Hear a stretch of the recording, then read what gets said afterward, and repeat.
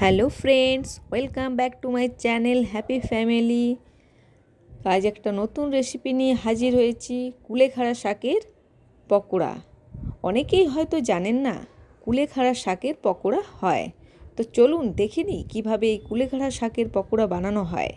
এইগুলো হচ্ছে কুলেখাড়া শাক। কুলেখাড়া শাকটিকে আমরা ভালো করে তুলে এভাবে বেছে নিয়েছি, তারপর কুচি কুচি করে কেটে নিয়েছি। ভালো করে শাকটাকে ধুয়ে নিতে হবে। ধুয়ে জলটাকে আমরা ভালোভাবে ঝরিয়ে তুলে নিয়েছি।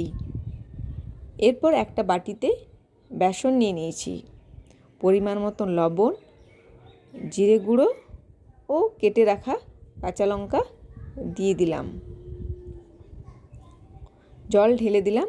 ভালো করে বেসনটাকে শুকনো শুকনো করে মেখে নিতে হবে।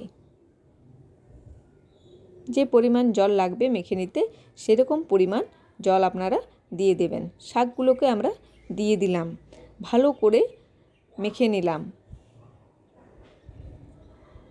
দেখুন মাখা হয়ে এসছে।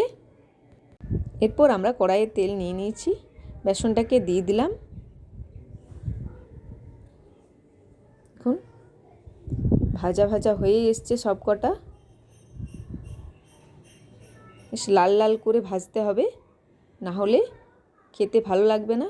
গরম গরম না খেলে অবশ্যই ভালো লাগবে না। দেখুন কি সুন্দর ভাজা হয়ে এসছে, কালারটা খুব সুন্দর হয়ে এসছে। আপনারা অবশ্যই গরম ভাতের সাথে খেতে পারেন, আবার চায়ের সাথেও খেতে পারেন। তো যেটাতেই খাবেন সেটাতে খুব সুন্দর লাগবে। আর যারা যারা আমার চ্যানেলটিকে সাবস্ক্রাইব বা লাইক করেননি, তাড়াতাড়ি করে ফেলুন।